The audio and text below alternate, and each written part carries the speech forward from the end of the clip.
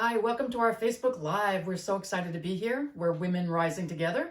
This is my daughter, Sarah. I'm her mother, Linda.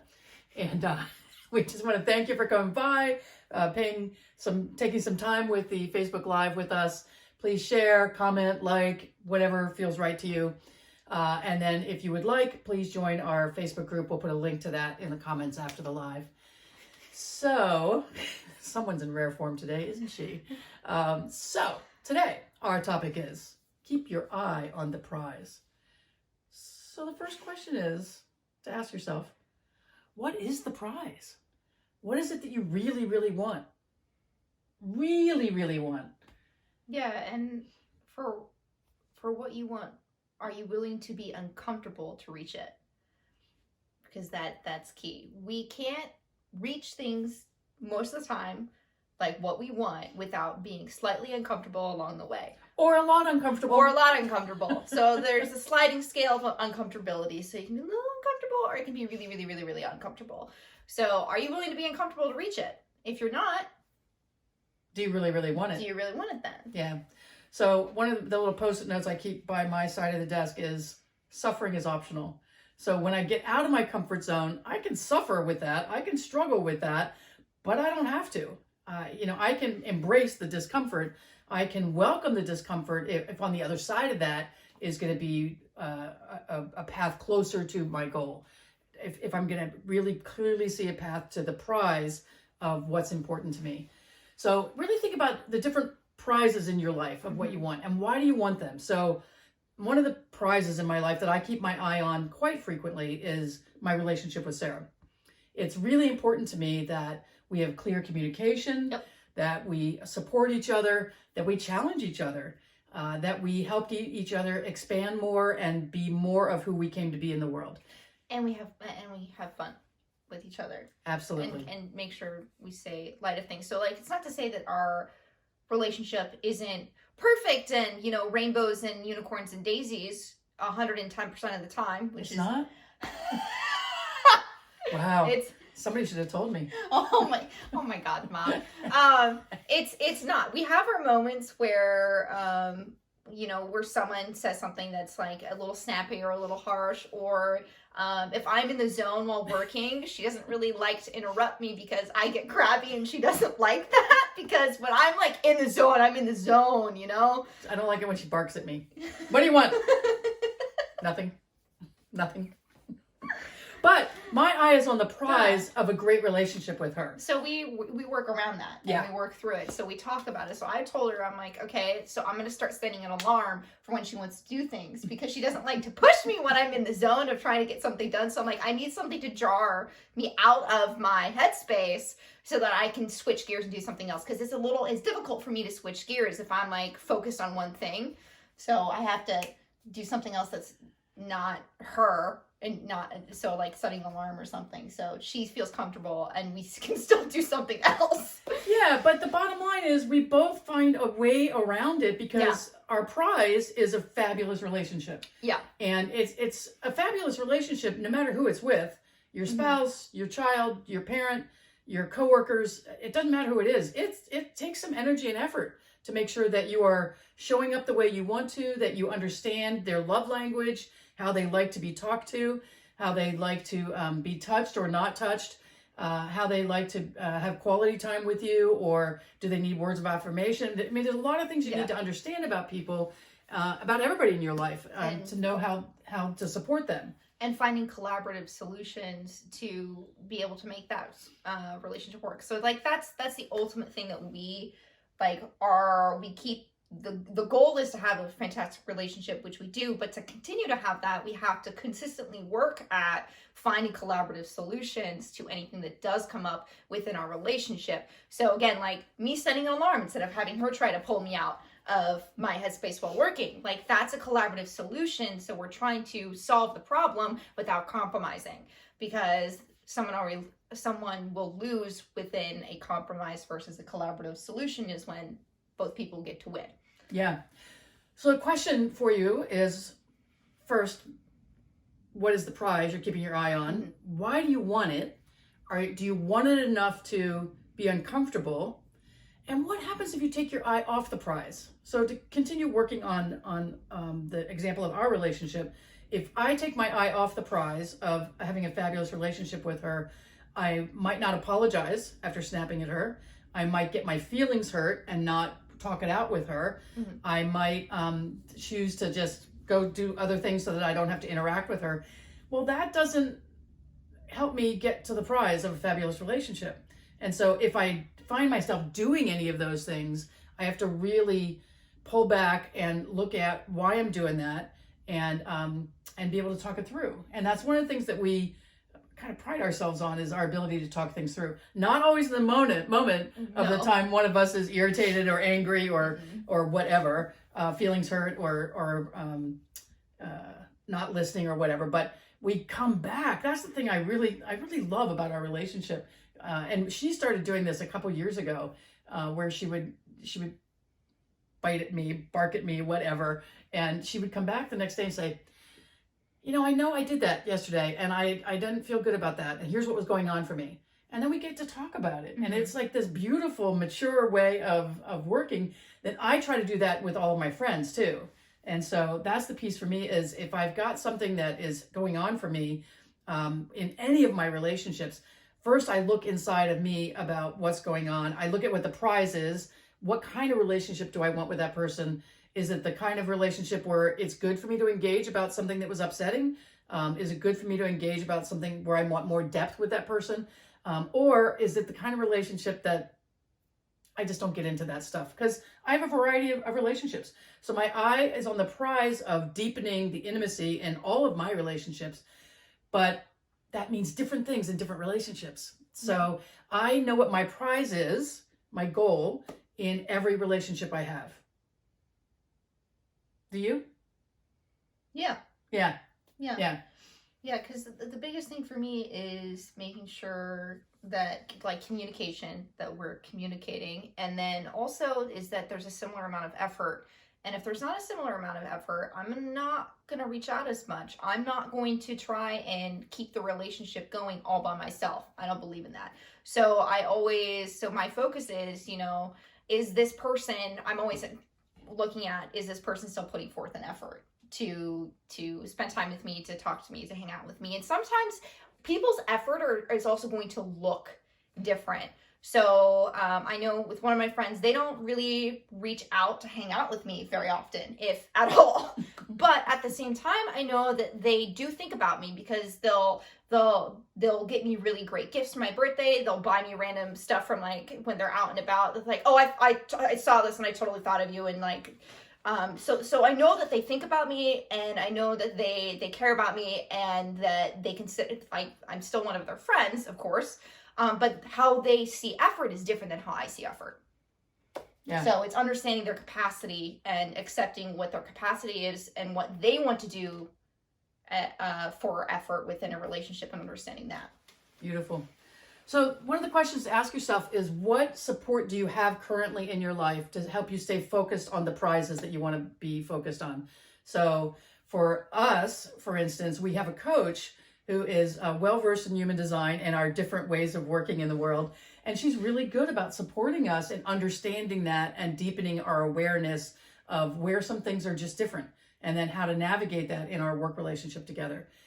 In other situations in my life, I've had a coach for fitness kinds of goals. I've had a coach for health goals. And for me, I look at professional coaches where I need them. And then I look at the kind of support I want from my friends and family for all of those relationships too. So my friends, especially during the pandemic, have been Sarah's friends too, and really just brought her kind of into the family, and that's been a tremendous support. So yeah. I'm going out of town, and so I messaged one of my friends and said, I just want to make sure Sarah's all set for anything in case she has to evacuate. We live in California. Wildfire season, you never know what's going to happen when. Yeah. And so, I'm leaving her with all the things that, because she hasn't evacuated by herself yet. Mm-hmm. The last time we had to do it, we did it together. So I left her with Ziplocs of, here, this is what you do, this is what you pack, all of that. And then identified her primary place she can go and her secondary place she can go, and made sure that those people are going to be home and available and all of that. So that's the kind of support I'm talking about, asking for what you want and what you need. Yeah. Because my friends treat her as if she's their niece. And it's a beautiful thing. So she's got all these aunties that lift her up and support her and encourage her.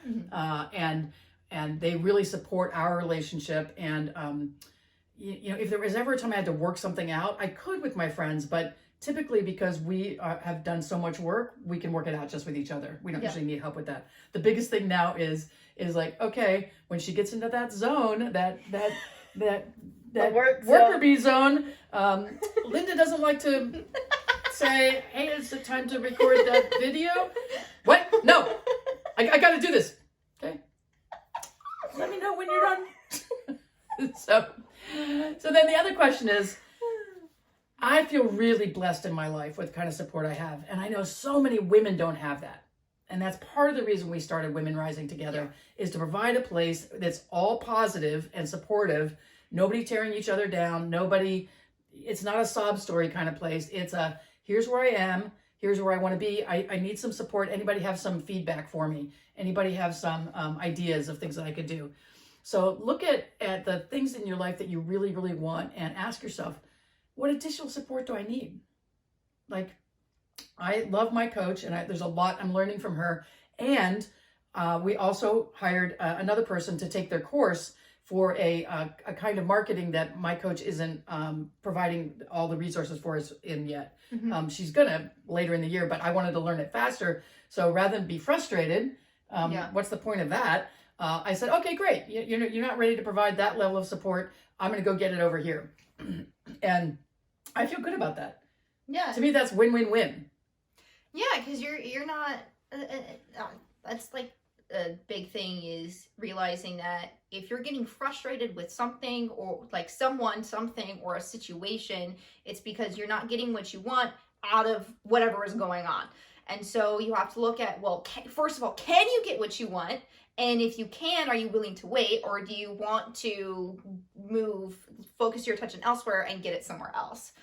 Because you don't have to sit there and be frustrated and stew in frustration. So many people want to do that, and it's like, you don't have to do that. You can go elsewhere. It's not like a betrayal of someone. It's if the situation isn't giving you what you want, if the person doesn't have the capacity to give you what you want, look elsewhere. Yeah, and sometimes the person who usually is the person who has the capacity for you, sometimes they don't have it. I had a coach a number of years ago who whose father died on the exact same day a really terrible thing happened in my life, and she wasn't available to me. And and it was such a great experience to just be able to sit with that and say, that's okay. I know that that's more important for her to deal with, the death of her father, than to deal with any problem I have. And so I was able to just hold that space for myself and say, okay, I do need a little support. Where can I get that? And so, and then a couple weeks later when we could reconnect, I got what I needed from her at that point. But, I wasn't so dependent on just one source of support that I was totally devastated. I had a number of places where I could get support. And the last thing I want to just remind you of is, for many of us, the pandemic and the political climate has really affected us and affected our ability to keep our eye on the prize. It's affected our ability to be totally consistent with the people we care about and the causes we care about. And so I want you to just take a little reflection time and ask yourself how this has affected what your goals are. So for some people, they weren't there for their kids the way they wanted to be. For some people, they weren't there for their spouses the way they wanted to be. For some people, they weren't showing up at work the way they wanted to. And so just allow yourself to forgive yourself, number one. Yeah.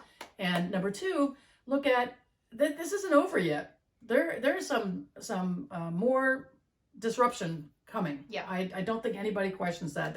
We're at a very volatile time in our Earth history. Climate change and the politics and wars and pandemics and who knows what's coming. Our goal is to help you with support to weather the storm and come out of it even better than where you went in, because the world needs us. The world needs strong women who are meeting their own needs, getting support from other women, other people. And the thing that you have to do is recommit to those goals over and over again. And just know that all of this stuff is temporary, but we could have a very long period of time coming of lots of tumultuous change. Yeah, and remember that your capacity for what you're able to do can change literally daily, even by the hour, even by the minute. Exactly. So I just as a reminder, you know, with this pandemic, what your capacity that you had before the pandemic is very different from what you have right now. Some of you may have gotten close to where you were before. Some of you may not still be close, may not even be close to where you were before. That is okay. That's you just have to accept that, like, that has happened. There's been a lot of change. Again, any sort of trauma will lower your capacity. So just remember that what you're capable of doing right now is enough. It is enough. And should like tomorrow you are able to do more, great. The next day you're able to do less. Also, okay, you just have to look at what your capacity is and the energy that you have to do the things that you need or want to do. It's going to vary. We have bad days and we have really good days, and we also just have plain old mediocre days. So, well, and we were kind of beating ourselves up about some of the stuff we were doing and Yes. what we were accomplishing. And then what I've noticed about us, and this is sort of reflective of kind of my work style, is I can accomplish an incredible amount in a short period of time. Because when I get in that zone and get focused, I accomplish more in a day than a lot of people accomplish in a week. And I've always been that way. And so I grew up on the East Coast with a very strong work ethic. And so I always feel like if I'm not working, that there's something wrong, and there's something wrong with me, and I'm doing a bad thing. And so what I've been doing is keeping my eye on the prize of what it is I want. I really want to help women who are in transition find their way home to themselves, maybe for the first time. You know, for some people it's rediscovering, for some people it's discovering who they really are. And so I just keep my eye on the prize. That's where I am. My eyes on that prize. I want to provide that support, and I want to provide coaching and courses and everything that is possible for me to do to support women going through transitional times, because I think this is going to be something we're dealing with for a long time here. Yeah. And so I'm choosing to celebrate it. It's like a lot of stuff has been awful for me. I don't know about you, but a lot of this has been awful, and a lot of it has been such a gift. Yeah. And so my eyes on the prize of the gifts in this, and allowing myself to feel anything that isn't the gift. And that's the piece, is letting any feeling flow without attaching to it, just letting it move through, you know, being angry, being hurt, being scared, whatever those things are, just allow them, because the more you resist them, the more they persist. Yes. So keep your eye on the prize and join our Facebook group, Women Rising Together. And if you need any other support in your transitions, please get in touch with us. We would love to work with you. We really love the work we do. And we were just thinking the other day about some of the people that we've worked with over these last couple of years, and just looking at where they were when they came to us, and then what they went through and who they became during that process. It's very exciting. Very cool. So anyway, till next time, we love you. Mwah.